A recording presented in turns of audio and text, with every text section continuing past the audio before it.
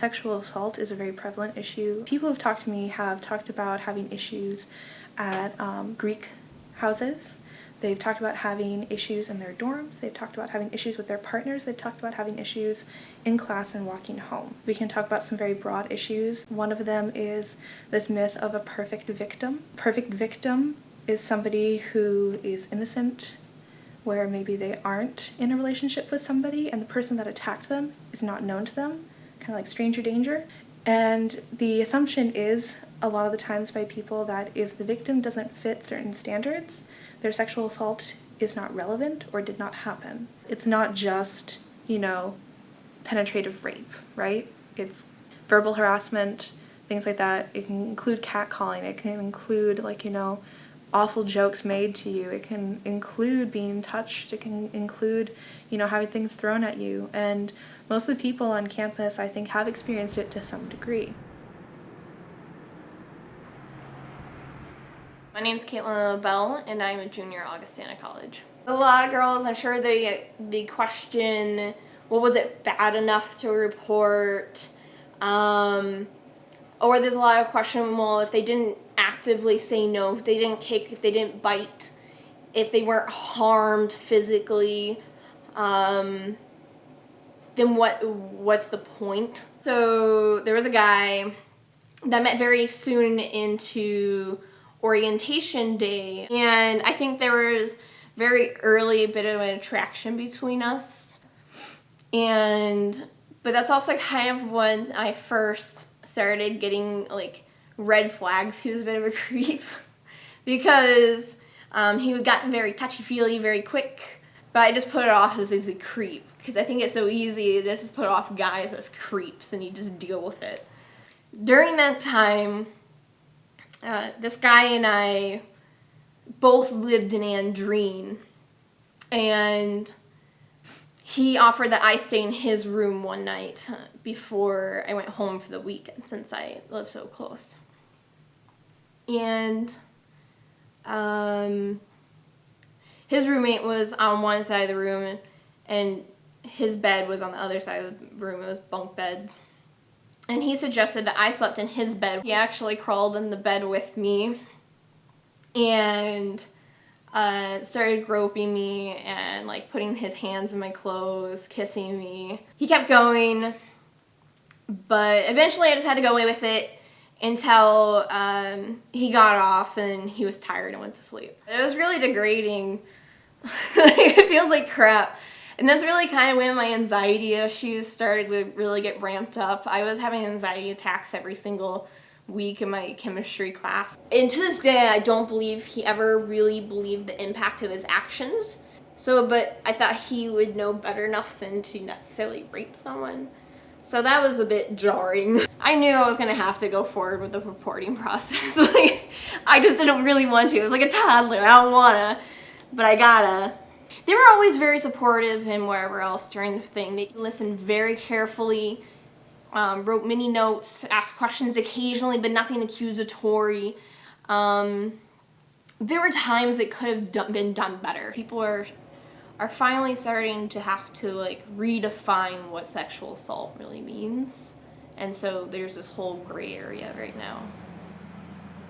Broadly, the policy here at Augustana prohibits gender discrimination in any form, and that includes a wide variety of things, but much of our activity has been about how we can prevent sexual assault and then support those who have experienced any kind of sexual assault. I came to campus in 2010. It was 2011 that the Office of Civil Rights first considered sexual assault a form of gender discrimination. It took many institutions by surprise. We didn't kind of know this was percolating. But again, in 2011, it wasn't quite so prescriptive. Since we have formed our Title IX team and since 2014, we've certainly had more reports than we've had in the past. It's hard to know how much went on before students really felt empowered to report. We're thankful that our message is being heard and that students do know that support's available, and those that have a concern feel like we're making an impact, that they know what to do with those concerns so that they can be addressed. The type of presenting issues that come through our doors are about as varied as you might think them to be. So we're not experts on everything. We're probably generalists by far. Our best guess, at least by some empirical evidence, that people don't step forward as much as we would hope them to address issues of sexual assault. I think there's still stigma with that. There's still, unfortunately, self-blame. What did I do? What did I, how did I get myself in this situation, which is very unfortunate.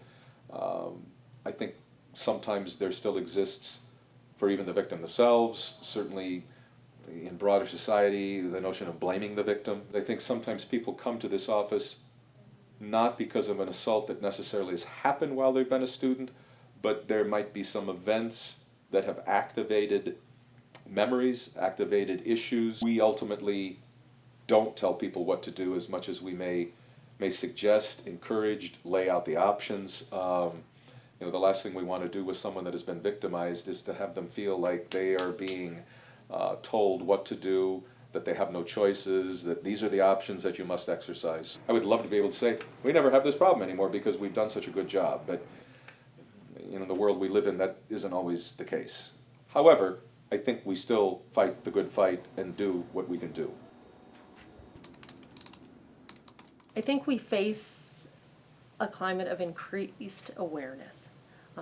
And I think that's promising, that people are talking about sexual assault. They're more likely, I believe, to come forward and report. Does it happen here? Absolutely. Sexual assault happens here. Do we know exactly how often?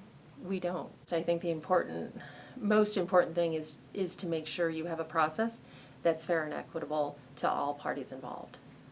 That is a little bit different from, say, a victim-centered support approach. So we partner with SafePath locally, and their counselors are trained to work in victim support services. Since we've overhauled, actually pulled out the Title IX policy and have a clearer policy of how to handle things, I'm comfortable with what our current procedures are, and think that they really serve both the interests of a complainant as well as a respondent. As long as there's sexual assaults happening on our campus, it's problematic, and we need to be doing more. We've got a system here with nearly 1,800 students living on campus, and they have all the ups and downs of life and of college life, and we're kind of there with them, sort of dealing with all of that.